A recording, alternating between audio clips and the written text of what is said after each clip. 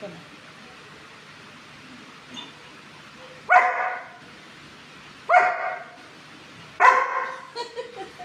ரெண்டு டைம், ஒரு time 2 time தான் அதுக்கு நீர் கேட்கறது. ஏண்டா வேணுமா? பலூன் வேணுமா? இல்லை, பொறுமை இல்லையா? பொறுமையாக இருக்க முடியா? கோபம் இருந்தா உங்களுக்கு? சரி, இதுதான் கடைசி. சரியா? மெதுவாக கேட்டேன்னா தருவேன். சரியா டோனி? மெதுவாக கேட்கணும். Good bye. இவனையெல்லாம் வச்சுட்டு என்ன தான் பண்ணுறது? இதான் போ, நானே டயர்ட் ஆகிட்டேன். போடா,